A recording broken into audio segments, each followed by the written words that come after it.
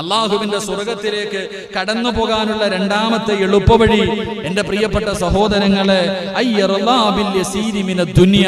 എന്റെ പ്രിയപ്പെട്ട സഹോദരങ്ങളെ, ദുനിയാവിൽ നിന്ന് കുറഞ്ഞതുകൊണ്ട് തൃപ്തിപ്പെട്ടാൽ അള്ളാഹു നമുക്ക് സ്വർഗം തരുമെന്ന് നബി മുഹമ്മദ് മുസ്തഫ സല്ലല്ലാഹു അലൈഹി വസല്ലം അള്ളാഹുവിന്റെ പരിശുദ്ധമായ ഖുർആൻ പറയുന്നു. ഇന്ന സമനൽ ജന്നതി അത്വഅതു വതറഖു ദുനിയ. അള്ളാഹുവിന്റെ വിശുദ്ധമായ ഖുർആൻ നമ്മളോട് ഓർമ്മപ്പെടുത്തുന്നു, എന്റെ പ്രിയമുള്ള സഹോദരങ്ങളെ, അള്ളാഹു തരുന്നത് കൊണ്ട് തൃപ്തിപ്പെടാനുള്ള ഒരു മനസ്സ്, അത് ചെറുതാകട്ടെ, ചെറിയ വീടാകട്ടെ, ചെറിയ വാഹനമാകട്ടെ, ചെറിയ ഭക്ഷണമാകട്ടെ, എന്തുമാകട്ടെ, അള്ളാഹു തന്നതുകൊണ്ട് തൃപ്തിപ്പെടാനുള്ള ഒരു മനസ്സ് നമുക്കുണ്ടെങ്കിൽ നമുക്ക് അള്ളാഹു സ്വർഗം തരുമെന്ന് നബി മുഹമ്മദ് മുസ്തഫ സല്ലല്ലാഹു അലൈഹി വസല്ലം. എന്റെ പ്രിയമുള്ള സഹോദരങ്ങളെ, നമുക്ക് അങ്ങനെ ഒരു മനസ്സില്ല, നമുക്കങ്ങനെ ഒരു മനസ്സില്ല. അള്ളാഹുവിന്റെ റസൂൽ സല്ലല്ലാഹു അലൈഹി വസല്ലം തങ്ങൾ പറഞ്ഞു, ആദമിന്റെ മക്കളുടെ ആഗ്രഹങ്ങൾ തീരണമെങ്കിൽ അവൻ ഒരു മല കിട്ടിയാൽ പറയാം അടുത്ത സ്വർണ്ണമല വേണമെന്ന്, അത് കിട്ടിയാൽ പറയാം അടുത്തത് വേണമെന്ന്. അവന്റെ ആഗ്രഹം പള്ളിക്കുടിയിൽ എത്തിയാൽ തീരില്ല എന്ന് നബിയുനാ റസൂലുള്ളാഹി സ്വല്ലല്ലാഹു അലൈഹി വസല്ലം. എന്റെ പ്രിയമുള്ളവരെ, എല്ലാവരും ആരാ ഇപ്പൊ നല്ല വഴി ഹലാലായ കച്ചവടം നടത്തുന്ന എത്ര പേരുണ്ട്? എല്ലാവർക്കും എങ്ങനെയെങ്കിലും പണം ഉണ്ടാക്കണം. അതിന് ഏത് വളഞ്ഞ വഴിയിലൂടെയും പണമുണ്ടാക്കാൻ എളുപ്പ വഴികൾ തേടിയിട്ട് ജനങ്ങൾ ഇങ്ങനെ പരക്കം പായുക. ഇപ്പൊ പിന്നെ ചെയിൻ ബിസിനസ്, അതിനെ കുറിച്ചൊക്കെ ഒന്ന് ആ മസല ഒന്ന് പഠിക്കണമെന്ന് പലരും ചോദിക്കാറുണ്ട്. ഈ ചെയിൻ ബിസിനസ് ഇപ്പൊ ഒരാളെ ഏൽപ്പിച്ചു കൊടുത്താൽ ഇത്ര രൂപ കിട്ടും, അടുത്ത ആളെ ഏൽപ്പിച്ചു കൊടുത്താൽ കിട്ടും. ഇതൊക്കെ ആരാ പഹക്കം പത്തിലൊക്കെ നോക്കുക. സ്വർണ്ണക്കടയിൽ കൊണ്ടുപോയിട്ട് കുറെ അങ്ങിട്ട് കൊടുക്കുക. 10 ലക്ഷം രൂപ കൊടുത്തു കഴിഞ്ഞാൽ മാസം ഇത്ര രൂപ കിട്ടും. അതൊരു ഡിപ്പോസിറ്റാ 10,000 രൂപ. അതൊരു ഡിപ്പോസിറ്റ് 10,000 രൂപ. എന്റെ പ്രിയപ്പെട്ടവരെ, അത് ആ കച്ചവടത്തിന്റെ കണക്കെടുത്ത് ലാഭം നോക്കിയിട്ട് അതിലെ ഒരു വിഹിതമാണ് തരുന്നത്. ചിന്തിച്ചു നോക്ക്. ഞാൻ ആരെയും കുറ്റപ്പെടുത്തുകയല്ല. എന്റെ പ്രിയപ്പെട്ടവരെ, ഹലാലും ഹറാമും ഇന്ന് നോക്കാതെ ജനങ്ങൾ എങ്ങനെയെങ്കിലും അള്ളാഹു എല്ലാവരുടെ മുന്നിൽ വലിയവനാകണം, അവനെക്കാളും വലിയ വണ്ടി വേണം, അവനെക്കാളും വലിയ വീട് വേണം, ഈ ഒരു ചിന്തയോടുകൂടി ജനങ്ങൾ ഇങ്ങനെ ജീവിക്കുകയാ. ഹലാലും ഹറാമും പരിഗണിക്കുന്നില്ല. അള്ളാഹുവിന്റെ റസൂൽ സല്ലല്ലാഹു അലൈഹി വസല്ലമ തങ്ങൾ പറഞ്ഞു, അള്ളാഹു തന്നതുകൊണ്ട് തൃപ്തിപ്പെട്, അള്ളാഹു തന്നതുകൊണ്ട് തൃപ്തിപ്പെട്. അവനാണ് ലോകത്തിലെ ഏറ്റവും വലിയ സമ്പന്നൻ. അള്ളാഹു തന്നതുകൊണ്ട് തൃപ്തിപ്പെടുന്നവനാ ലോകത്തിലെ ഏറ്റവും വലിയ സമ്പന്നൻ എന്ന് നബി മുഹമ്മദ് മുസ്തഫ സല്ലല്ലാഹു അലൈഹി വസല്ലം.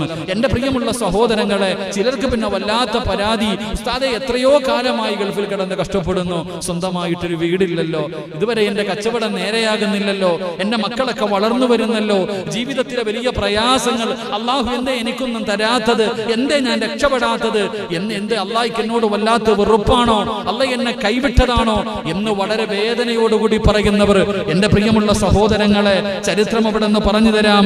എന്റെ പ്രിയപ്പെട്ടവരോട് മഹാനായ ഫുളൈൽ ഇബ്നു ഇയാദ് റളിയല്ലാഹു തആല അൻഹു പറയുന്നു, അള്ളാഹു ഒരു മനുഷ്യനെ ഇഷ്ടപ്പെട്ട് കഴിഞ്ഞാൽ, അള്ളാഹു അവനെ വല്ലാതെ ഇടുക്കിക്കളയും. അവന്റെ ജീവിതത്തിൽ ദുഃഖവും പ്രയാസവും പ്രതിസന്ധിയും ഒരുപാട് വേദനയും അള്ളാഹു കൊടുക്കുമെന്ന് നബിയുനാ റസൂലുള്ളാഹി സ്വല്ലല്ലാഹു അലൈഹി വസല്ലം മഹാനവറുകൾ അവിടെ നിന്ന് പഠിപ്പിച്ചു തരികയാ. അള്ളാഹുവിന് ഒരാളെ ഇഷ്ടപ്പെട്ട് കഴിഞ്ഞാൽ അള്ളാഹു അങ്ങനെ. എന്റെ പ്രിയപ്പെട്ടവരെ, നിങ്ങൾ ചിന്തിച്ചു നോക്ക്. ഈ ലോകം തന്നെ സൃഷ്ടിക്കാൻ കാരണക്കാരനായ അഷ്റഫുൽ ഖൽഖി നബി മുഹമ്മദ് മുസ്തഫ നബി മുഹമ്മദ് മുസ്തഫ സല്ലല്ലാഹു അലൈഹി വസല്ലമ തങ്ങൾ, ആ പ്രവാചകന്റെ ജീവിതം ഒന്ന് എടുത്തു നോക്കിയാൽ മതി. ഈ ചങ്ങനാശ്ശേരി ഈ ഇരിക്കണ പായിപ്പാട്ടുകാരെങ്കിലും വിശപ്പ് സഹിക്കാൻ കഴിയാതെ വയറ്റത്ത് കല്ല് വെച്ച് കെട്ടിയിട്ടുണ്ടോ? നമ്മൾ ആരെങ്കിലും വിശപ്പ് സഹിക്കാൻ കഴിയാതെ വയറ്റത്ത് കല്ല് വെച്ച് കെട്ടിയിട്ടുണ്ടോ? ഇല പറിച്ച് തിന്നിട്ടുണ്ടോ? ഇല്ലല്ലോ. എന്നാ മുത്തുനബി മുഹമ്മദ് മുസ്തഫ സല്ലല്ലാഹു അലൈഹി വസല്ലമ തങ്ങൾ തന്റെ വയറ്റത്ത് അനുചരന്മാര് മുഴുവനും ഒരു കല്ല് വെച്ചപ്പോ നേതാവ് 2 കല്ല വെച്ച് കെട്ടിയിട്ട് കിടക്കാം. ഇന്ന് നമ്മളിപ്പോ ചിന്തിക്കുന്നത്, ഉസ്താദെ വയറ്റി കല്ല് വെച്ച് കെട്ടിയ വിശപ്പ് മാറുമോ? നമുക്കൊന്നും ചിന്തിക്കാൻ പോലും കഴിയുന്നില്ല. എന്റെ പ്രിയമുള്ള സഹോദരങ്ങളെ, ചരിത്രം എടുത്തു നോക്ക്. അള്ളാഹുവിന്റെ പ്രവാചകൻ അവിടെ നിന്ന് പറഞ്ഞു, അള്ളാഹു ഒരു മനുഷ്യനെ ഇഷ്ടപ്പെട്ട് കഴിഞ്ഞാൽ അള്ളാഹു അവന് വേദനയും ദുഃഖവും പ്രതിസന്ധിയും പ്രയാസവും എല്ലാം അള്ളാഹു കൊടുക്കും. ഒരാൾക്ക് അള്ളാഹുവിന് ഇഷ്ടമല്ലെങ്കിൽ അള്ളാഹു അവന്റെ മുന്നിൽ ദുനിയാവ് തുറന്നു കൊടുക്കുമെന്ന് നബിയുനാ റസൂലുള്ളാഹി. നമ്മളൊക്കെ തന്നെ ചോദിക്കുമല്ലോ, ഉസ്താദെ പള്ളിയില്ല, പട്ടവും ഇല്ല, ഒരു പൊരുത്തിന് പോലും 5 നയാ പൈസ സദക്ക കൊടുക്കത്തില്ല, പക്ഷെ അവൻ ഏത് കടയിട്ടാലും വിജയിക്കുന്നില്ല. നമ്മൾ ചിന്തിക്കുമല്ലോ, ഇപ്പൊ അവൻ മാത്രം എന്റെ കൂടപ്പുറപ്പാണെങ്കിലും അവൻ പള്ളിയിൽ പോലും കയറത്തില്ല, വെള്ളിയാഴ്ച തന്നെ അവൻ വരുന്ന പാടവൻ അറിയാം. അപ്പൊ അങ്ങനെ ജീവിച്ചിട്ടും അള്ളാഹു അവന് വാരിക്കോരി കൊടുക്കുന്നല്ലോ. ഞാൻ തഹജ്ജുദ് നിസ്കരിക്കും, എല്ലാ കാര്യങ്ങൾക്കും മുൻപന്തിയിലുണ്ട്, എനിക്ക് അള്ളാഹു വല്ലാത്ത ദുഃഖവും പ്രയാസവും എന്നും ഇതൊക്കെ തന്നെയാണല്ലോ. എന്റെ പ്രിയമുള്ളവരെ, മഹാനവറുകൾ അവിടെ നിന്ന് പറഞ്ഞു തരുന്നു, അള്ളാഹു ഇഷ്ടപ്പെട്ട് കഴിഞ്ഞാൽ അള്ളാഹു നമ്മളെ പ്രയാസപ്പെടുത്തും, വേദനിപ്പിക്കും. എന്റെ പ്രിയമുള്ളവരെ, മഹാനായി നബി മുഹമ്മദ് മുസ്തഫ സല്ലല്ലാഹു അലൈഹി വസല്ലമ തങ്ങൾ അവിടുന്ന് ചരിത്രം പറയുന്നു, ഒരു ദിവസം തന്റെ വീടിന്റെ അകത്ത് കിടന്നിട്ട് മുത്തുനബിക്ക് ഉറക്കം വരുന്നില്ല. അള്ളാഹുവിന്റെ പ്രവാചകന് കിടന്നിട്ട് ഉറങ്ങാൻ പറ്റുന്നില്ല. കാരണം ഭക്ഷണം കഴിച്ചിട്ട് ദിവസങ്ങളായി, വിശപ്പ് സഹിക്കാൻ കഴിയാതെ പ്രവാചകൻ തിരിഞ്ഞും മറിഞ്ഞും കിടന്നു, എന്നിട്ടും ഉറക്കം വരുന്നില്ല. അള്ളാഹുവിന്റെ പ്രവാചകൻ അവസാനം വീടിന്റെ അകത്ത് നിന്ന് പടുത്തു കിടക്കുന്ന മലരാരണ്യത്തിലൂടെ വിശപ്പ് സഹിക്കാൻ കഴിയാതെ അള്ളാഹുവിന്റെ പ്രവാചകൻ ഇങ്ങനെ ഇറങ്ങി നടന്നു പോകുമ്പോൾ, അതാ പ്രവാചകന്റെ മുന്നിൽ അല്ലാഹുവിന്റെ റസൂൽ ഇങ്ങനെ നടന്നു പോകുമ്പോ തനിക്കെതിരെ ഒരാൾ ഇങ്ങനെ നടന്നു വരികയാണ്.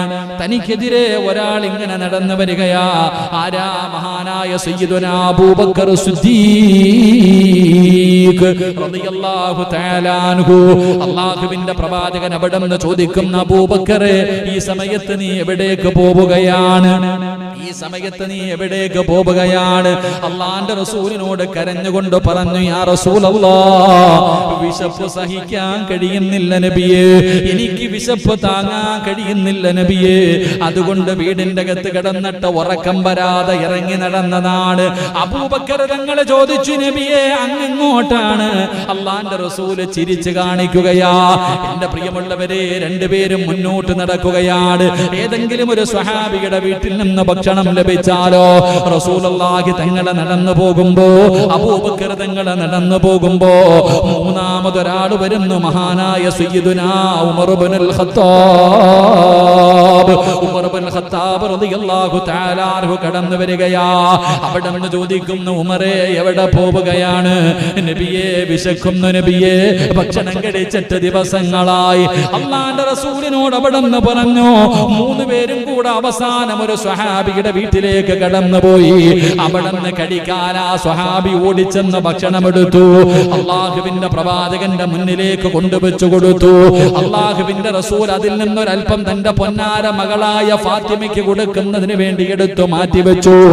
എന്നിട്ട് അബൂബക്കർ തങ്ങളും ഉമർ തങ്ങളും മുത്തുനബിയും കൂടെ ആ കൊണ്ടുവച്ചിരുന്ന ഭക്ഷണം കഴിക്കാൻ തുടങ്ങുമ്പോ അള്ളാന്റെ റസൂൽ അവിടെ നിന്ന് വിളിക്കുന്നു, സ്വഹാബാ, നാളെ അള്ളാഹുവിന്റെ മുന്നിൽ ഇതിനും കണക്ക് പറയണം സ്വഹാബാ. പൊട്ടിക്കരന്നുകൊണ്ട് ചോദിക്കുന്നു, നബിയേ, ദിവസങ്ങൾക്ക് ശേഷം കിട്ടുന്ന ഒരു ഭക്ഷണമാണ്, ഇതിന് പോലും നാളെ പടച്ച റബ്ബിന്റെ മുന്നിൽ കണക്ക് പറയേണ്ടി വരുമോ? അവിടെ നിന്ന് കരഞ്ഞുകൊണ്ട് ഉമർ തങ്ങൾ ചോദിച്ചു എന്ന് ചരിത്രം പറയുമ്പോ അള്ളാഹുവിന്റെ പ്രവാചകൻ റബ്ബിനോട് ദുആ ചെയ്തത് എന്തെന്നറിയുമോ? എനിക്ക് കോടികൾ വേണമെന്നല്ല, എനിക്ക് കൊട്ടാരങ്ങൾ വേണമെന്നല്ല, എനിക്ക് ഒരുപാട് സമ്പത്ത് തരണമെന്നല്ല. ആയിഷ ബീബി റളിയല്ലാഹു തആല അൻഹ പറയുകയാണ്, എന്റെ പ്രിയപ്പെട്ട ഭർത്താവ് ഒരു ദിവസം വീട്ടിലേക്ക് കടന്നു വന്നു. എന്നിട്ട് പറഞ്ഞു, ആയിഷ കഴിക്കാൻ എന്തെങ്കിലും ഉണ്ടോ? ആയിഷ.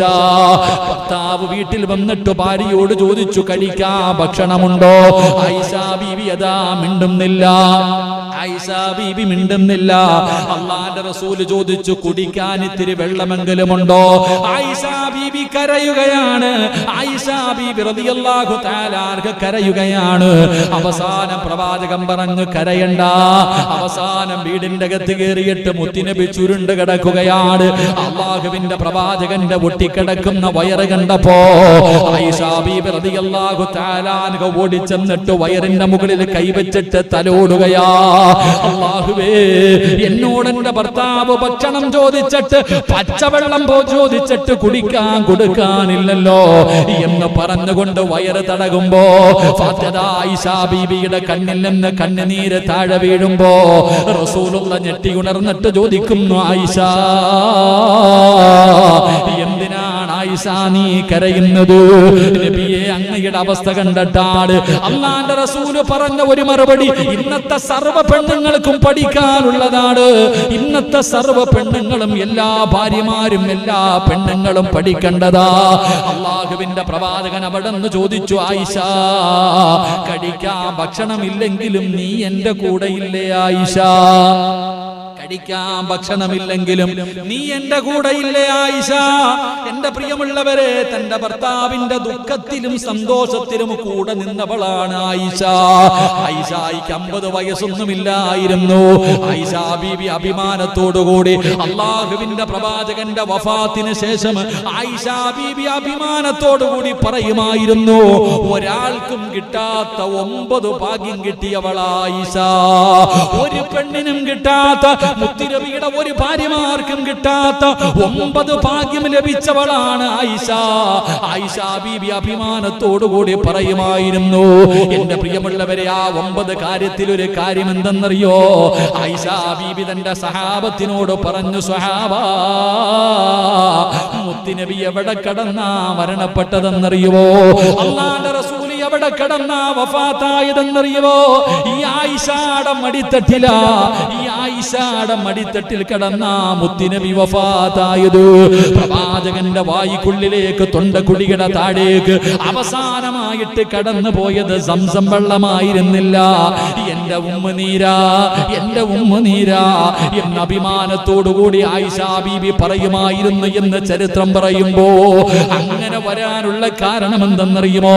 പടച്ചവനെ, പട്ടിണിയാകട്ടെ, ദുരിതമാകട്ടെ, ദുഃഖമാകട്ടെ, വേദനയാകട്ടെ, ഏത് പ്രതിസന്ധിയാകട്ടെ, തന്റെ ഭർത്താവിന്റെ കൂടെ നിൽക്കുന്നവളാകണം ഭാര്യ. എന്റെ പ്രിയമുള്ളവരെ, ഈ ആയിഷ ബീബി റളിയല്ലാഹു തആല അൻഹ നോക്കുമ്പോ, കഴിക്കാൻ ഭക്ഷണമില്ലാതെ, കുടിക്കാൻ വെള്ളമില്ലാതെ, വീടിന്റെ അകത്ത് പട്ടിണി കിടന്ന് ഉറങ്ങുന്ന ഭർത്താവുണ്ടല്ലോ, അവസാനം സുജൂദിൽ കിടന്ന് കരഞ്ഞുകൊണ്ട് ദുആ ചെയ്യുകയാ. അല്ലാഹുവിന്റെ റസൂൽ സുജൂദിൽ കിടന്ന് കരഞ്ഞുകൊണ്ട് ദുആ ചെയ്യുകയാണ്. ആയിഷ ബീബിക്ക് വല്ലാത്ത അത്ഭുതമായി. എന്താണ് മുത്തുനബി ദുആ ചെയ്യുന്നത്? അല്ലാഹുവിന്റെ പ്രവാചകൻ എന്താണ് ദുആ ചെയ്യുന്നത്? അവിടെ നിന്ന് ചെന്ന് നോക്കുമ്പോ, സുബ്ഹാനല്ലാഹ്, മുത്തുനബി സുജൂദിൽ കിടന്ന് പാതിരാത്രി പടച്ച റബ്ബിന്റെ മുന്നിലേക്ക് അവിടെ നിന്ന് ദുആ ചെയ്യുന്നത് എന്തെന്നറിയുമോ? അല്ലാഹുമ്മ ഹയ്യിനി മിസ്കീനാ, اللهم احيني مسكينا وامتني مسكينا. എന്റെ പ്രിയമുള്ളവരെ, പടച്ചവനെ സമ്പത്ത് തരണമെന്നല്ല, ആഡംബരം തരണമെന്നല്ല, അല്ലാഹുവേ, അല്ലാഹുമ്മ ഹയ്യിനി മിസ്കീനാ, ഒരു പാവപ്പെട്ടവനെ പോലെ നീ എന്നെ ജീവിപ്പിക്കണേ തമ്പുരാനെ, ഒരു പാവപ്പെട്ടവനെ പോലെ എന്നെ മരിപ്പിക്കണേ തമ്പുരാനെ, നാളെ പാവപ്പെട്ടവരുടെ കൂടെ എന്നെ ഒരുമിച്ച് കൂട്ടണേ തമ്പുരാന് എന്ന് ദുആ ചെയ്തു എന്ന് ചരിത്രങ്ങൾ പഠിപ്പിച്ചു തരുമ്പോ, എന്തുകൊണ്ടെന്നറിയുമോ? അല്ലാഹുവിന്റെ പ്രവാചകന് വയറ്റത്ത് കല്ല് വെച്ച് കെട്ടികെട്ട് നടന്നു പോകുമ്പോ, മഹാനായ മുഖറബുൽ അംലാഖ് മലക്ക് ജിബ്രീൽ അലൈഹിസ്സലാം കടന്നു വന്നിട്ട് ചോദിക്കുന്നു, നബിയേ, യാ റസൂലല്ലാഹ്, അല്ലാഹുവിന്റെ പ്രവാചകരെ, എന്തിനാ നബിയേ ഇങ്ങനെ നടക്കുന്നത്? എന്തിനാ നബിയേ ഇങ്ങനെ നടക്കുന്നത്? ഈ കാണുന്ന പർവ്വതമുണ്ടല്ലോ, ഈ ഉഹുദ് മലയുണ്ടല്ലോ, കിലോമീറ്ററുകളോളം നീളമുള്ള ഉഹുദ് മലയുണ്ടല്ലോ, ഞാൻ സ്വർണമാക്കി തരാ നബിയേ, എവിടെ പോയാലും കൂടെ വരും നബിയേ, അങ്ങെവിടെ പോയാലും പുറകെ ഈ സ്വർണമല നടന്നു വരും നബിയേ. അല്ലാഹുവിന്റെ റസൂല് പറഞ്ഞു, വേണ്ട ജിബ്രീലേ, വേണ്ട ജിബ്രീലേ. കാരണം എന്തെന്നറിയുമോ? അല്ലാഹുവിന്റെ പ്രവാചകൻ പറഞ്ഞു, സ്വഹാബാ, നാളെ സ്വർഗ്ഗത്തിൽ ആദ്യം കടന്നു പോകുന്നത് പാവപ്പെട്ടവരാണോ എന്ന് നബി മുഹമ്മദ് മുസ്തഫ സല്ലല്ലാഹു അലൈഹി വസല്ലം. ജിബ്രീൽ എന്ന് പറയുന്ന മലക്ക് വന്നിട്ട് പറയാ, നബിയെ, ഈ വയറ്റത്ത് കല്ലും വെച്ച് കെട്ടിയിട്ട് എന്തിനാ നടക്കണേ? ഈ വയറ്റത്ത് കല്ലും വെച്ച് കെട്ടിയിട്ട് എന്തിനാ നബിയെ നടക്കണേ? ഈ കാണുന്ന കിലോമീറ്ററുകളോളം നീളമുള്ള ഉഹദ് മല ഞാൻ സ്വർണ്ണ കട്ടയാക്കി തരാൻ നബിയെ, കൊണ്ടുപോ, കൂടെ വരും. ഇങ്ങനെ മുത്ത് നബി പറഞ്ഞു, എനിക്ക് വേണ്ട. കാരണം എന്തെന്നറിയോ? എന്റെ പ്രിയമുള്ളവരെ, നിങ്ങളെ ഫാത്തിമ ബീബി റളിയല്ലാഹു തആല അൻഹ കഴിഞ്ഞ ക്ലാസ്സിൽ നമ്മൾ പഠിച്ചു. ആ ഫാത്തിമ ബീബി റളിയല്ലാഹു തആല അൻഹ അല്ലാഹുവിന്റെ റസൂലിന്റെ മോള്. ആ മുത്തുനബിയുടെ പൊന്നാര മകള് കല്യാണത്തിന് വേണ്ടി ഒരുങ്ങി ഇറങ്ങിയപ്പോ അബൂബക്കർ സിദ്ദീഖ് റളിയല്ലാഹു തആല അൻഹു ഇരുന്നിട്ട് കരയ. പുതിയ പെണ്ണായിട്ട് ഫാത്തിമ ബീബി റളിയല്ലാഹു തആല അൻഹ പുതുവസ്ത്രം ധരിച്ചുകൊണ്ട് മണവാട്ടിയെ പോലെ കല്യാണത്തിൽ നിന്ന് ഇറങ്ങി വന്നപ്പോ അബൂബക്കർ സിദ്ദീഖ് റളിയല്ലാഹു തആല അൻഹു ഇരുന്ന് കരയുന്നു. സഹാബത്ത് പോയിട്ട് ചോദിച്ചു, എന്തിനാ കരയണേ? സഹാബത്ത്, എന്റെ പ്രിയമുള്ളവരെ, ഇന്ന് യതീംകുള്ള കുട്ടികളെ കെട്ടിക്കുമ്പോ തന്നെ എന്തൊക്കെ ആലോചിക്കും. നമ്മൾ ഇന്ന് ആലോചിക്കണം, ഓരോ കല്യാണങ്ങളൊക്കെ, പാവപ്പെട്ട കുട്ടികളുടെ കല്യാണങ്ങളൊക്കെ സംഘടനകൾ നടത്തുമ്പോൾ തന്നെ, മഹല്ലുകൾ നടത്തി കൊടുക്കുമ്പോൾ തന്നെ എന്തെല്ലാം മനോഹരമായ വസ്ത്രങ്ങൾ ധരിച്ചു നല്ല നിലയിൽ നടത്തുന്നു. അള്ളാഹുവിന്റെ പ്രവാചകന്റെ പൊന്നാര മകള് പുതിയ വസ്ത്രം ധരിച്ചുകൊണ്ട് ഇറങ്ങി വരുന്നത് കണ്ടപ്പോ അബൂബക്കർ സിദ്ദീഖ് റളിയല്ലാഹു തആല അൻഹു ഇരുന്ന് കരയുകയാ. സഹാബത്ത് ചോദിച്ചു, എന്തിനാ അബൂബക്കർ തങ്ങളെ കരയണേ? അള്ളാന്റെ റസൂലിന്റെ പൊന്നാര മകള് ധരിച്ചിരിക്കുന്ന വസ്ത്രം കണ്ടോ? എന്റെ പ്രിയമുള്ളവരെ, 62 സ്ഥലങ്ങൾ കീറിയിട്ട് തച്ചു വെച്ചിരുന്ന ഒരു വസ്ത്രം ധരിച്ചിരുന്നേ. അള്ളാന്റെ റസൂലിന്റെ പൊന്നാര മകള് കല്യാണത്തിന് വേണ്ടി പുതിയ പെണ്ണായിട്ട് ഒരുങ്ങി ഇറങ്ങി വരുമ്പോ എന്റെ പ്രിയപ്പെട്ടവരെ, ഒരുപാട് സ്ഥലങ്ങൾ കീറിയിട്ട് തച്ചു വെച്ചിരുന്ന ഒരു വസ്ത്രവും ധരിച്ചിട്ടായി ഇറങ്ങി വരുന്ന. ഇത് കണ്ടിട്ടാ സഹാബ ഞാൻ കരഞ്ഞത്. ഇത് കണ്ടിട്ടാ സഹാബ ഞാൻ കരഞ്ഞത്. അങ്ങനെ ഫാത്തിമ ബീവിയെ വളർത്തിയത് കൊണ്ടാ നാളെ ഫാത്തിമ ബീവി സ്വർഗത്തിലെ പെണ്ണുങ്ങളുടെ നേതാവായത്.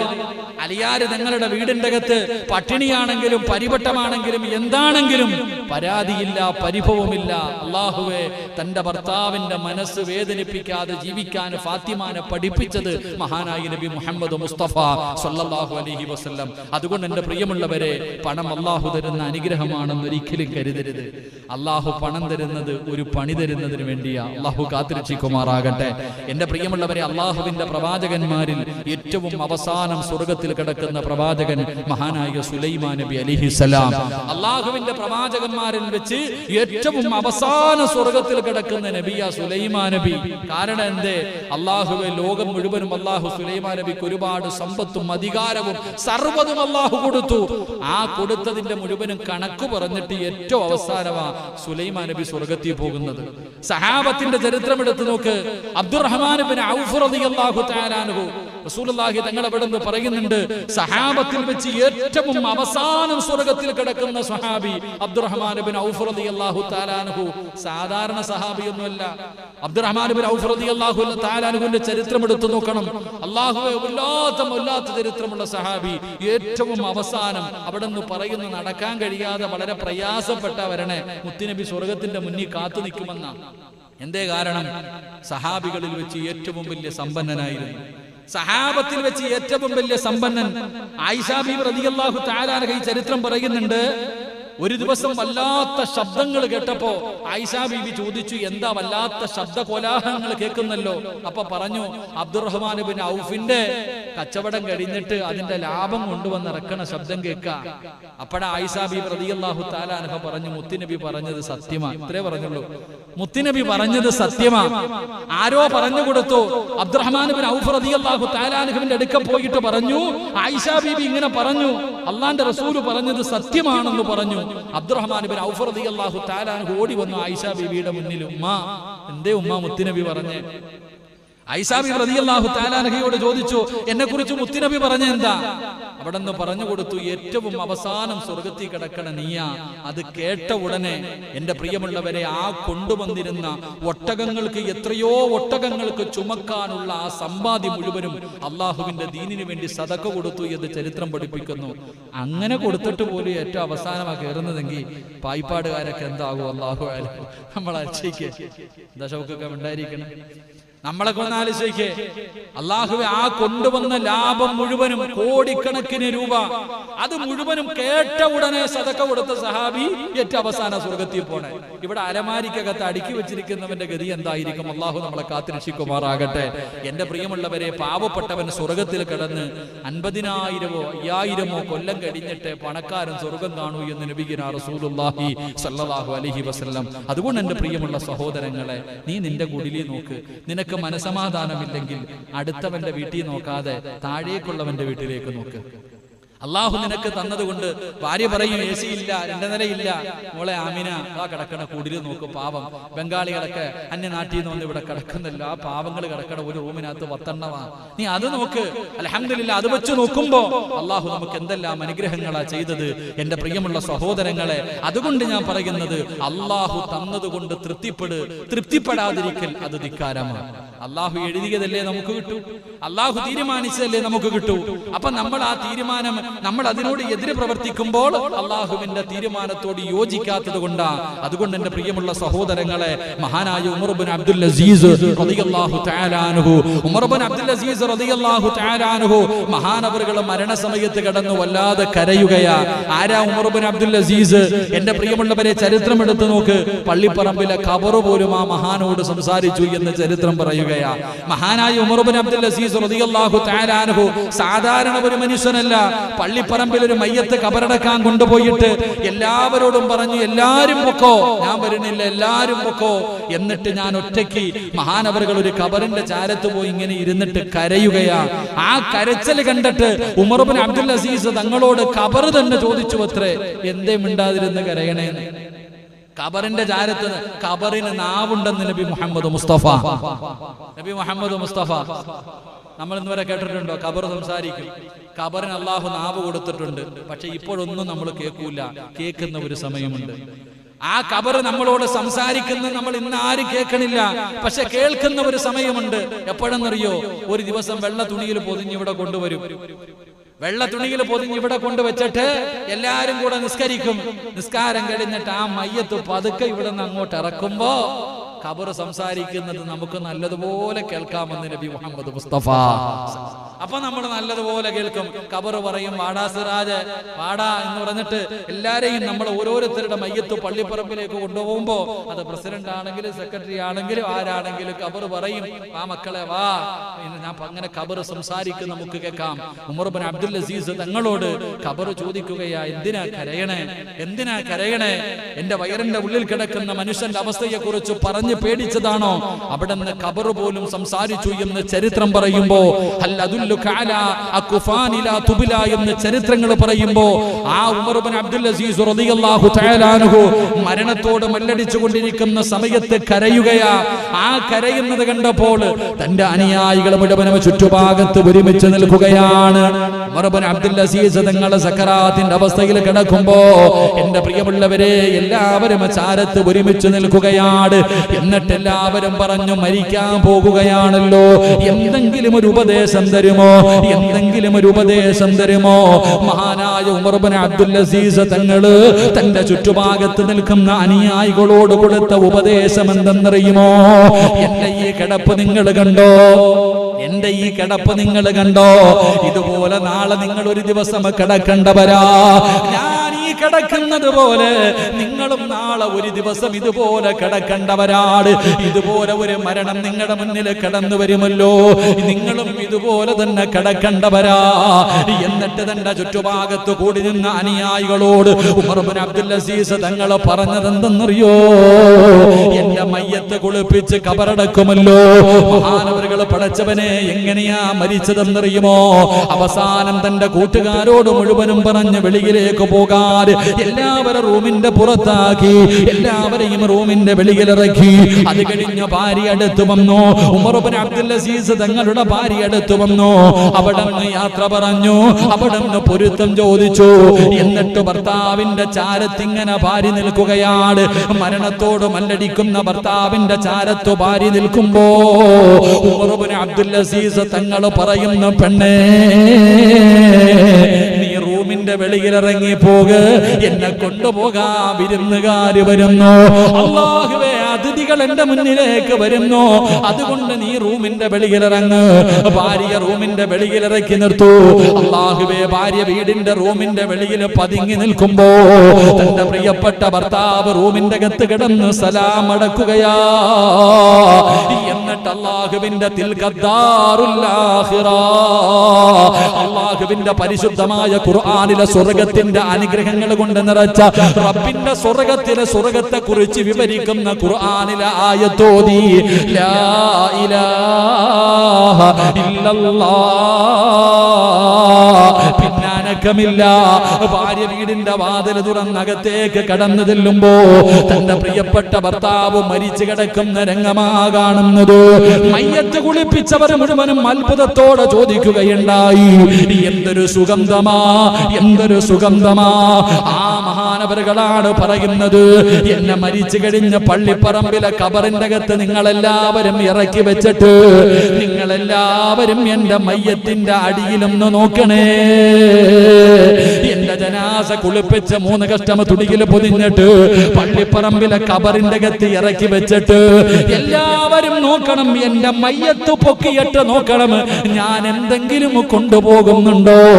ഈ ദുനിയാവിൽ നിന്ന് മടങ്ങി പോകുമ്പോ ഉമർ ഇബ്നു അബ്ദുൽ അസീസ് എന്തെങ്കിലും കൊണ്ടുപോകുന്നോ എന്ന് നിങ്ങൾ എന്റെ മയ്യത്തിന്റെ അടിഭാഗത്ത് നോക്കണേ എന്ന് അവിടെ നിന്ന് ഉപദേശം കൊടുത്തെന്ന് ചരിത്രം പറയുമ്പോ, എന്റെ പ്രിയമുള്ളവരെ, നമ്മൾ പോകുമ്പോ ഒന്നും കൊണ്ടുപോകില്ല.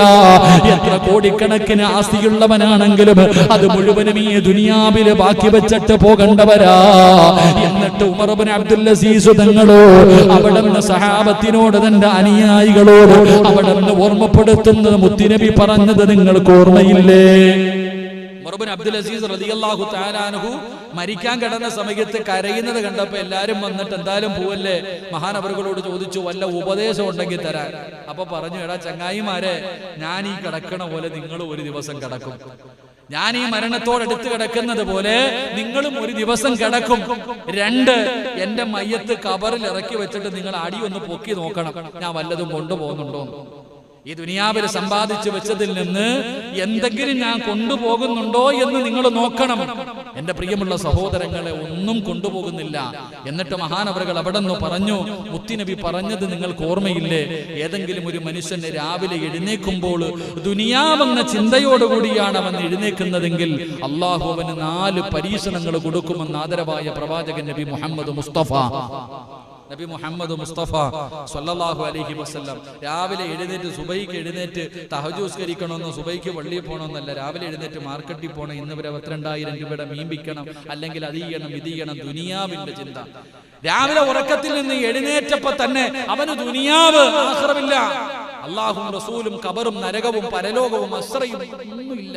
എനിക്ക് ദുനിയാവ് കുറച്ച് പൈസ ഉണ്ടാക്കണം, പെണ്ണുപിള്ളയ്ക്ക് മക്കൾക്കും കൊടുക്കണം, നല്ല വീട് വെക്കണം, സുഭിക്ഷമായി തിന്നു ജീവിക്കണം. ഈ ചിന്തയാണ് ഒരു മനുഷ്യനുണ്ടെങ്കിൽ മഹാനവറുകൾ, മഹാനായി നബിയിന റസൂലുള്ളാഹി സ്വല്ലല്ലാഹു അലൈഹി വസല്ലമ തങ്ങൾ പറഞ്ഞു, അള്ളാഹു അവന് 4 പരീക്ഷണം കൊടുക്കും. ചിന്തിച്ചു നോക്ക്, നമ്മൾ ആരെങ്കിലും അനുഭവിക്കുന്നവരാണോ എന്ന്. അള്ളാഹു കാത്തിരക്ഷിക്കുമാറാകട്ടെ, അള്ളാഹു കാത്തിരക്ഷിക്കുമാറാകട്ടെ. ഇതാ പമീനെ സമയമായോ? നിർത്താറായോ? സമയം തന്നെ 9:30 ആയി. ഒരു 15 മിനിറ്റും കൂടെ, 1 മണിക്കൂറായോ? മതി. എല്ലാ വെള്ളിയാഴ്ച ഉണ്ടല്ലോ അൽഹംദുലില്ലാഹ്. മുസമ്മിലെ ഇത്തിരി വെള്ളം താപ്പാ, വെള്ളം ഉണ്ടോ?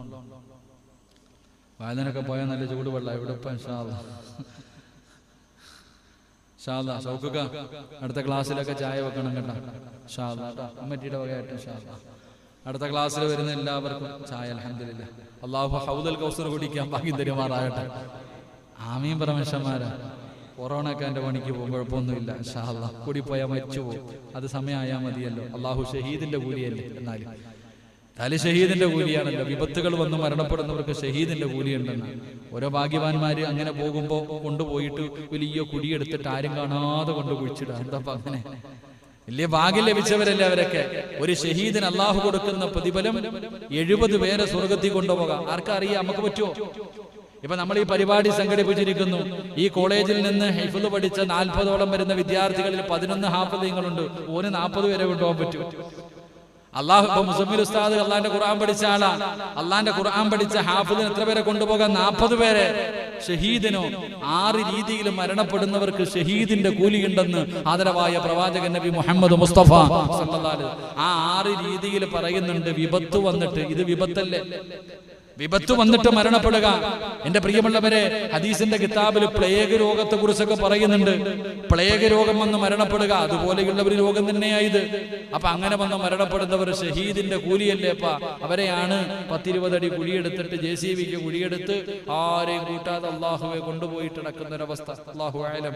അള്ളാഹു നമുക്ക് ഈമാൻ നൽകി അനുഗ്രഹിക്കുമാറാകട്ടെ. എന്റെ പ്രിയമുള്ള സഹോദരങ്ങളെ, അപ്പൊ അതുകൊണ്ട് ഞാൻ പറഞ്ഞു വന്നത്, പ്രവാചകൻ സല്ലല്ലാഹു അലൈഹി വസല്ലമ തങ്ങൾ അവിടെ നിന്ന് പറഞ്ഞു 4 പരീക്ഷണം. ദുനിയാവ് എന്ന ചിന്തയോടുകൂടി രാവും പകലും ജീവിക്കുന്ന ഒരു മനുഷ്യന് അള്ളാഹു കൊടുക്കുന്ന ഒന്നാമത്തെ പരീക്ഷണം, അവന്റെ ടെൻഷൻ ഒരു കാലത്തും തീരത്തില്ലെന്ന് നബി മുഹമ്മദ് മുസ്തഫ സല്ലല്ലാഹു അലൈഹി വസല്ലമ തങ്ങൾ പറയുന്നു. ഒന്നാമത്തെ പരീക്ഷണം, അവന്റെ ടെൻഷൻ ഒരു കാരണവശാലും തീരൂല, എപ്പോഴും ടെൻഷനായിരിക്കും. സമാധാനം എന്ന് പറയുന്ന ഒരു കാര്യം അവന്റെ ജീവിതത്തിൽ ഉണ്ടാകില്ല. എപ്പോ നോക്കിയാലും ടെൻഷൻ. എന്റെ പ്രിയമുള്ള സഹോദരങ്ങളെ, അത് അള്ളാഹു അവന് കൊടുക്കുന്ന പരീക്ഷണമാണെന്ന് നബിയിന റസൂലുള്ളാഹി സ്വല്ലല്ലാഹു അലൈഹി വസല്ലം. അള്ളാഹു കൊടുക്കുന്ന പരീക്ഷണം ടെൻഷനാ. എപ്പോ നോക്കിയാലും ടെൻഷൻ, ഇതല്ലാതെ വേറൊന്നുമില്ല. 2, റസൂലുള്ളാഹി സ്വല്ലല്ലാഹു അലൈഹി വസല്ലം തങ്ങൾ പറഞ്ഞു, പടച്ച റബ്ബ് അവന് കൊടുക്കുന്ന രണ്ടാമത്തെ പരീക്ഷണം, ഒരിക്കലും അവന്റെ ജോലി തീരില്ല എന്ന് നബിയിന റസൂലുള്ളാഹി സ്വല്ലല്ലാഹു അലൈഹി വസല്ലം. കഴിക്കാനും കുടിക്കാനും ഉറങ്ങാനും ഒന്നിനും സമയമില്ല. ടെൻഷൻ അടിച്ചുകൊണ്ട് ജീവിക്കുന്ന ഒരവസ്ഥ. എപ്പോഴും 1 ടെൻഷൻ, 2 അവന്റെ ജോലി ഒരിക്കലും തീരില്ല. 3 അള്ളാഹുവിന്റെ പ്രവാചകൻ പെട്ടെന്ന് പറയുകയാണ്, ദുനിയാവിന്റെ പുറകെ നടക്കുന്നവർ, ദുനിയാവെന്ന ചിന്തയോടുകൂടി നടക്കുന്നവർ, അവർക്ക് അള്ളാഹു കൊടുക്കുന്ന 3ാമത്തെ പരീക്ഷണം എന്തെന്നറിയുമോ? അവന്റെ ദാരിദ്ര്യം ഒരു കാലവും തീരില്ല എന്ന് നബി മുഹമ്മദ് മുസ്തഫ സല്ലല്ലാഹു അലൈഹി വസല്ലമ തങ്ങൾ പറയുന്നവന്റെ ദാരിദ്ര്യം ഒരിക്കലും മാറാത്ത ദാരിദ്ര്യമാണ്, ഒരിക്കലും മാറാത്ത ദാരിദ്ര്യമാണ്. റസൂലുള്ള പറയുന്ന 4ാമത്തെ ശിക്ഷ എന്തെന്നറിയുമോ? ഒരിക്കലും പൂവണിയാത്ത സ്വപ്നങ്ങളാ. അവന്റെ ആഗ്രഹങ്ങൾ ഒരിക്കലും തീരില്ല. അവന്റെ ആഗ്രഹങ്ങൾ ഒരിക്കലും, അവന് സ്വർഗമുണ്ടെന്ന് നബി മുഹമ്മദ് മുസ്തഫ സല്ലല്ലാഹു അലൈഹി വസല്ലമ തങ്ങൾ പഠിപ്പിക്കുന്നു. അള്ളാഹു നമുക്ക് ഭാഗ്യം നൽകി അനുഗ്രഹിക്കുമാറാകട്ടെ.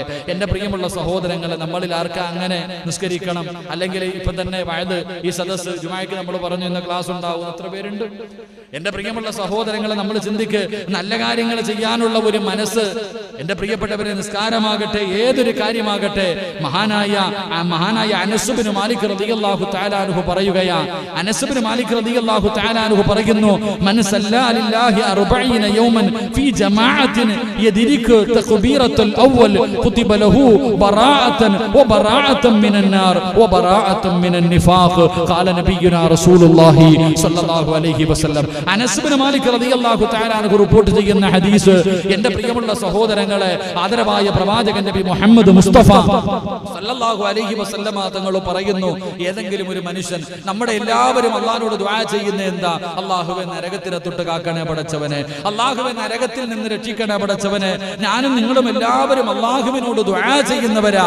എങ്കിൽ എന്റെ പ്രിയപ്പെട്ടവരെ, മുത്തുനബി സല്ലല്ലാഹു അലൈഹി വസല്ലമ തങ്ങൾ പറഞ്ഞു, ഏതെങ്കിലും ഒരു മനുഷ്യൻ 40 ജമാഅത്ത്, എന്റെ പ്രിയമുള്ള സഹോദരങ്ങളെ, 40 വഖത്ത് നിസ്കാരം, എന്റെ പ്രിയപ്പെട്ടവരെ, 40 ദിവസം ജമാഅത്തായിട്ടുള്ള നിസ്കാരം, അവ്വല് തക്ബീറോടുകൂടി ഇമാം അല്ലാഹു അക്ബർ എന്ന് പറയുമ്പോ ആ 1ാമത്തെ തക്ബീർ മുടങ്ങാതെ 40 ദിവസം ആര് ജമാഅത്തായി നിസ്കരിക്കുന്നുണ്ടോ അവൻ അല്ലാഹു 2 പ്രതിഫലം കൊടുക്കുമെന്ന് നബി മുഹമ്മദ് മുസ്തഫ സല്ലല്ലാഹു അലൈഹി വസല്ലം. 2 പ്രതിഫലം 40 ദിവസം അവ്വല് തക്ബീർ. കൊല്ലം കിട്ടിയിട്ടുണ്ടോ? കിട്ടിയിട്ടുണ്ടോ? നമുക്ക് ആർക്കെങ്കിലും 40 ദിവസം മുടങ്ങാതെ, മുസമ്മിലിനും എല്ലാം കിട്ടിയാലേ കിട്ടാൻ വളരെ, കാരണം എന്ന് പറഞ്ഞാൽ അല്ല, ഒരെണ്ണെങ്കിലും പോകും. അത് വെറുതെ ഒന്നും അങ്ങനെ കിട്ടില്ല. വളരെ പിന്നെ മുസമ്മിൽ ഉസ്താദ് 40 ദിവസമായിട്ട് ഇവിടെ തന്നെ ഭാഗം കൊടുത്തിക്കാമത്തുകൊണ്ട് കുഴപ്പമില്ല. എന്റെ പ്രിയപ്പെട്ടവരെ, 40 ദിവസം അവ്വല് തക്ബീറും മുടങ്ങാതെ ജമാഅത്തായി നിസ്കരിക്കുന്ന മനുഷ്യൻ അല്ലാഹ് 2 പ്രതിഫലം കൊടുക്കും. 1, അവനെ നരകത്തിന്റെ തീ തൊടില്ല എന്ന് നബി മുഹമ്മദ് മുസ്തഫ സല്ലല്ലാഹു അലൈഹി വസല്ലമ തങ്ങൾ പറഞ്ഞു, നരകത്തിന്റെ തീ, അല്ലാഹുവേ നരകത്തിന്റെ തീ അവന്റെ ശരീരത്ത് തൊടില്ല, നരകത്തിന്റെ തീ ആ മനുഷ്യനെ തൊടില്ല. 2, മുത്തുനബി പറഞ്ഞു, വബറാഅത്തും മിനൻ നിഫാഖ്, നിഫാഖ്, ലോക അല്ലാഹുവിന്റെ റസൂൽ പറഞ്ഞ കാപട്യത്തിൽ നിന്ന് അല്ലാഹു ആ മനുഷ്യന് സംരക്ഷണം കൊടുക്കുമെന്ന് നബി മുഹമ്മദ് മുസ്തഫ. എന്റെ പ്രിയപ്പെട്ട സഹോദരങ്ങളെ, ഇപ്പൊ പലരും മുനാഫിക്കുകളായിക്കൊണ്ടിരിക്കുക. പള്ളിയൊന്നും ഇല്ലല്ലോ, എന്റെ പ്രിയപ്പെട്ടവരെ, നമ്മൾ വിചാരിച്ചിരിക്കുന്നത് നരകത്തിലെ ഏറ്റവും വലിയ ശിക്ഷ കാഫിരീങ്ങൾ കാണുന്ന അല്ല, കള്ളുകുടിയനും പെണ്ണുകുടിയനൊന്നുമല്ല. നരകത്തിൽ അള്ളാഹു ഏറ്റവും വലിയ ശിക്ഷ കൊടുക്കുന്നത് മുനാഫിക്കിനാണെന്ന് നബി മുഹമ്മദ് മുസ്തഫ സല്ലല്ലാഹു അലൈഹി വസല്ലം. അള്ളാഹു നമ്മളെ കാത്തിരക്ഷിക്കുമാറാകട്ടെ, അള്ളാഹു നമ്മളെ കാത്തിരക്ഷിക്കുമാറാകട്ടെ. എന്റെ പ്രിയമുള്ള സഹോദരങ്ങളെ, മത്സരിക്ക് 40 ദിവസം ഇൻഷാ അല്ലാഹ് എന്റെ അവ്വല് തക്ബീർ മുടങ്ങൂല, ഞാൻ ജമാഅത്തായിട്ട് നിസ്കരിക്കും. ജീവിതത്തിൽ ഒരിക്കലെങ്കിലും അങ്ങനെ നിസ്കരിക്കാൻ കഴിയണം. ജീവിതത്തിൽ ഒരിക്കലും നമുക്ക് അങ്ങനെയെങ്കിലും, നമുക്ക് ഒരു പ്രാവശ്യമെങ്കിലും 40 വഖത്ത് നിസ്കാരം, 40 ദിവസത്തെ അവ്വല് തക്ബീർ മുടക്കാതെ നിസ്കരിക്കാൻ നമ്മളെ കൊണ്ട് കഴിഞ്ഞാൽ നമ്മൾ രക്ഷപ്പെട്ടു. അള്ളാഹു നമ്മളെ രക്ഷപ്പെടുത്തുമാറാകട്ടെ, അള്ളാഹു നമ്മളെ രക്ഷപ്പെടുത്തുമാറാകട്ടെ. എന്റെ പ്രിയമുള്ള സഹോദരങ്ങൾ, അതാ നിസ്കാരം എന്ന് പറഞ്ഞാൽ അതിലൊരു മനസ്സാ, ഒരു ആഗ്രഹമാണ്. അങ്ങനെ നമസ്കരിക്കാൻ തുടങ്ങിക്കഴിഞ്ഞാൽ അതിൽ വല്ലാത്ത ഒരു ലഹരിയ, അതിൽ വല്ലാത്ത ഒരു ആനന്ദമുണ്ട്. അതുകൊണ്ടാണ് മഹാനായ അബ്ദുറഹ്മാൻ ഇബ്നു അസ്വദ് റളിയല്ലാഹു തആല അൻഹു മരിക്കാൻ കിടക്കുന്ന സമയത്ത് കിടന്ന് കരയുകയാണ്. തന്റെ കുടുംബക്കാരെല്ലാവരും വന്നിട്ട് ചോദിച്ചു, എന്തിനാ കരയണേ? അവര് വിചാരിച്ചു മരിക്കാൻ പേടിച്ചിട്ട് കരയാൻ, മരിക്കാൻ പേടിച്ചിട്ട് കരയാന്നാ കരുതിയെ. പക്ഷേ മഹാനായ അബ്ദുറഹ്മാൻ ഇബ്നു അസ്വദ് റളിയല്ലാഹു തആല അൻഹു പറഞ്ഞു, ഇനി മുതൽ നിസ്കരിക്കാൻ പറ്റത്തില്ലല്ലോ, അത് ഓർത്തിട്ട് കരയാ. മരിച്ചു കഴിഞ്ഞാൽ നിസ്കരിക്കാൻ പറ്റില്ലല്ലോ. ആ നിസ്കരിക്കുമ്പോ കിട്ടുന്ന ഒരു സുഖവും ഒരു ആനന്ദവും അതൊരു ലഹരി ഇല്ലല്ലോ. മരിച്ചു കഴിഞ്ഞാൽ നിസ്കരിക്കാൻ പറ്റില്ലല്ലോ, അത് ഓർത്തിട്ടാ ഞാൻ കരയുന്നത് എന്ന് മഹാനവറുകൾ പറയുമ്പോ, എന്റെ പ്രിയമുള്ള സഹോദരങ്ങളെ, ആ നമസ്കാരത്തിനൊരു ലഹരിയുണ്ട്. അത് വല്ലാതെ, അത് അള്ളാഹുവുമായിട്ടുള്ളൊരു മുനാജാത്താണല്ലോ. പടച്ച റബ്ബിന്റെ മുന്നിൽ, അള്ളാഹ് നമ്മുടെ കണ്ണിന്റെ മുന്നിൽ വന്ന് നിൽക്കുമ്പോ റബ്ബുമായിട്ടുള്ള ആ ഒരു സംഭാഷണം, എന്റെ പ്രിയമുള്ളവരെ, അത് വല്ലാത്തതാ. അത് അനുഭവിക്കാൻ അള്ളാഹു നമുക്ക് ഭാഗ്യം നൽകി അനുഗ്രഹിക്കുമാറാകട്ടെ. എന്റെ പ്രിയമുള്ള സഹോദരങ്ങളെ, ഓരോ വഖത്ത് നിസ്കാരത്തിനും വലിയ വലിയ മഹത്വങ്ങളാവുള്ളേ. നമ്മൾ നമസ്കരിക്കുന്ന ഓരോ വഖത്തുകൾക്കും വല്ലാത്ത പ്രതിഫലം. ഹദീസിന്റെ കിതാബിൽ കാണാം, ളുഹറിന്റെ സമയത്തുള്ള നമസ്കാരം, ളുഹർ നമസ്കാരം, നമ്മളൊക്കെ ജമാഅത്തായിട്ട് ളുഹർ നമസ്കരിക്കുമല്ലോ. ആ നമസ്കാരത്തെ കുറിച്ച് പറയുന്നത്, ആ ളുഹറിന്റെ സമയത്താണ് എന്റെ പ്രിയപ്പെട്ടവരെ നരകം ആളിക്കത്തുന്ന സമയം. ആ ളുഹറിന്റെ സമയം, ആ നട്ടുച്ച സമയം നരകം വല്ലാതെ ആളിക്കത്തുന്ന സമയമാണ്. നരകം വല്ലാതെ ആളിക്കത്തുന്ന സമയം. ആ സമയത്ത് ഏതെങ്കിലും ഒരു മനുഷ്യൻ നിസ്കരിക്കുകയാണെങ്കിൽ, ഏതെങ്കിലും ഒരു മനുഷ്യൻ ആ ളുഹർ നമസ്കാരം നമസ്കരിക്കുകയാണെങ്കിൽ, മാതാവ് പ്രസവിച്ചതുപോലെ, നമ്മുടെ ഉമ്മ പ്രസവിച്ചതുപോലെ അള്ളാഹു നമ്മുടെ പാപങ്ങൾ കഴുകിക്കളയും, പുറത്തു തരുമെന്ന് നബിയുനാ റസൂലുള്ളാഹി സ്വല്ലല്ലാഹു അലൈഹി വസല്ലം. ഒരു മനുഷ്യൻ ളുഹർ നിസ്കരിച്ചാൽ, ജമാഅത്തായി ളുഹർ നിസ്കരിക്കുമ്പോൾ ആ ളുഹറിന്റെ സമയത്ത് നരകം ഇങ്ങനെ ആളിക്കത്ത, ആ നരകം ആളിക്കത്തുന്ന സമയത്ത് ഏതെങ്കിലും ഒരു മനുഷ്യൻ വന്ന് ഒളിവെടുത്തിട്ട് പടച്ച റബ്ബിന്റെ മുന്നിൽ 4 റക്അത്ത് നിസ്കരിച്ചാൽ അവന്റെ ഉമ്മ പ്രസവിച്ചിട്ടതുപോലെ കഴുകി ശുദ്ധമാക്കി പള്ളിയിൽ നിന്ന് പടച്ചവനെ യാത്രയാക്കും. അള്ളാഹു നമുക്ക് ഈമാൻ നൽകുമാറാകട്ടെ, അള്ളാഹു നമുക്ക് ഈമാൻ നൽകുമാറാകട്ടെ. എന്റെ പ്രിയമുള്ള സഹോദരങ്ങളെ, അസർ നമസ്കാരം, മഹാനായ അബുൽ ബഷർ ആദം നബി അലൈഹിസ്സലാം പഴം കഴിച്ച സമയമാണ് അസർ. വലിയ പഠിക്കാനുള്ളതാ അസറിന്റെ സമയം. ആദം നബി അലൈഹിസ്സലാം ആ അസറിന്റെ സമയത്താണ് സ്വർഗത്തിൽ നിന്ന് പഴമെടുത്ത് കഴിച്ചത്. എന്റെ പ്രിയപ്പെട്ടവരെ, അതുകൊണ്ട് അസർ നമസ്കാരം ഏതെങ്കിലും ഒരു മനുഷ്യൻ നിസ്കരിച്ചു കഴിഞ്ഞാൽ അള്ളാഹു അവന്റെ ശരീരത്തിന് ആരോഗ്യം കൊടുക്കും, അവന്റെ ശരീരം നരകത്തിൽ നിന്ന് രക്ഷപ്പെടുത്തുമെന്ന് നബി മുഹമ്മദ് മുസ്തഫ. എത്ര സത്യവാ! ഇപ്പൊ മനസ്സിലായ അസറിന് ശേഷമുള്ള ഓട്ടമൊക്കെ. സുബൈക്ക് ശേഷം കിടന്ന് ഓടുന്ന മഹാന്മാരുണ്ടല്ലോ. സത്യത്തിൽ അസറിന് ശേഷമാണ് എന്ത് ചെയ്യേണ്ടത്? എക്സസൈസ് ചെയ്യേണ്ടത്. കാരണം അതുകൊണ്ടാണ് ഞങ്ങളൊക്കെ പഠിക്കുന്ന കാലത്ത് ഉസ്താദന്മാരൊക്കെ അസറിന് ശേഷം ഏത് കോളേജിൽ നോക്കിക്കോ, എല്ലാ കോളേജിലും അസറിന് ശേഷം പഠിത്തം നഹിഹെ. ആ സമയത്ത് എക്സസൈസ്, കളിയൊക്കെയാണ്. എന്റെ പ്രിയപ്പെട്ട സഹോദരങ്ങളെ, അസർ നമസ്കാരം ഉപേക്ഷിക്കുന്നവന്റെ ആരോഗ്യം അള്ളാഹു നഷ്ടപ്പെടുത്തി കളയുമെന്ന് നബി മുഹമ്മദ് മുസ്തഫ. അസർ നമസ്കാരം ഉപേക്ഷിച്ചു കഴിഞ്ഞാൽ അവന്റെ ആരോഗ്യം നഷ്ടപ്പെട്ടു പോകും. അപ്പൊ അസർ നമസ്കരിച്ചു കഴിഞ്ഞാൽ അള്ളാഹു അവൻ ആരോഗ്യവും കൊടുക്കും, അവൻ അള്ളാഹു രോഗിയാക്കില്ല, അവൻ ആരോഗ്യവും കൊടുക്കും, നരകമോചനവും കൊടുക്കും. അള്ളാഹു നമുക്ക് ഈമാൻ നൽകി അനുഗ്രഹിക്കുമാറാകട്ടെ. എന്റെ പ്രിയമുള്ള സഹോദരങ്ങളെ, മഗ്രിബ് നമസ്കാരം, മഗ്രിബ് നമസ്കാരം അള്ളാഹുവിന്റെ റസൂൽ അവിടെ നിന്ന് പറഞ്ഞു സല്ലല്ലാഹു അലൈഹി വസല്ലം, ആദം നബി അലൈഹിസ്സലാമിന്റെ തൗബ സ്വീകരിച്ചത് എപ്പോഴാണ്? മഗ്രിബിന്റെ സമയത്താണ്. ആദം നബി അലൈഹിസ്സലാം, എന്റെ പ്രിയപ്പെട്ട സഹോദരങ്ങളെ, ആദം നബിയുടെ തൗബ 300 വർഷക്കാലം ഭൂമിയുടെ നാനാഭാഗങ്ങളിൽ സ്വർഗത്തിൽ നിന്ന് പഴം കടിച്ചതിന്റെ പേരിൽ പടച്ച റബ്ബിന്റെ മുന്നിൽ പൊട്ടിക്കരഞ്ഞ് തൗബ ചെയ്തുകൊണ്ട് നടന്ന ആദം നബിയുടെ തൗബ സ്വീകരിച്ചത് മഗ്രിബിന്റെ സമയത്താണ്. അതുകൊണ്ട് ഏതെങ്കിലും ഒരു മനുഷ്യൻ മഗ്രിബ് നമസ്കരിച്ചിട്ട് ദുആ ചെയ്താൽ അവന്റെ ചോദ്യത്തിന് ഉത്തരമുണ്ടെന്ന് നബി മുഹമ്മദ് മുസ്തഫ. അതുകൊണ്ട് പണ്ട് മുതലേ മഗ്‌രിബിന്റെ മുമ്പേ ഉളവെടുത്തിട്ട് പ്രായമുള്ളവരൊക്കെ പള്ളികളിലൊക്കെ നേരത്തെ കാലത്തെ കയറിയിരുന്ന് ദിക്റ് പറയും, അങ്ങനെയുള്ള ഇബാദത്തുകളൊക്കെ ഉണ്ടായിരുന്നു. ഇപ്പൊ ഒന്നുമില്ല, ബാങ്ക് വിളിക്കും, നിസ്കരിക്കും, സുന്നത്തും ഇല്ല, ഓട്ടം തന്നെ. എവിടാപ്പാ?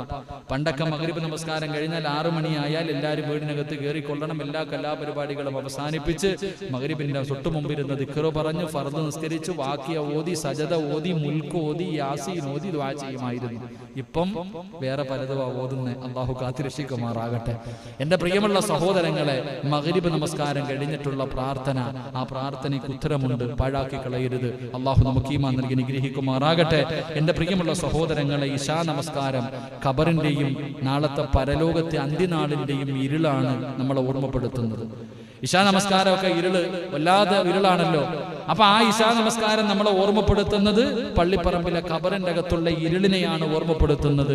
അപ്പൊ ഇശാ നമസ്കാരം ഏതെങ്കിലും ഒരു മനുഷ്യൻ നിസ്കരിച്ചാൽ അവന്റെ ഖബറും മുഖവും അള്ളാഹു പ്രകാശിപ്പിക്കുമെന്ന് ആദരവായ പ്രവാചകൻ നബി മുഹമ്മദ് മുസ്തഫ സല്ലല്ലാഹു അലൈഹി വസല്ലം മരിച്ചു കിടക്കുമ്പോ ചിരിച്ചുകൊണ്ടും കിടക്കാം, ഖബറിന്റെ അകത്ത് പോയി കിടക്കുമ്പോ പ്രകാശവും അള്ളാഹു നൽകും. അള്ളാഹു നൽകി അനുഗ്രഹിക്കുമാറാകട്ടെ.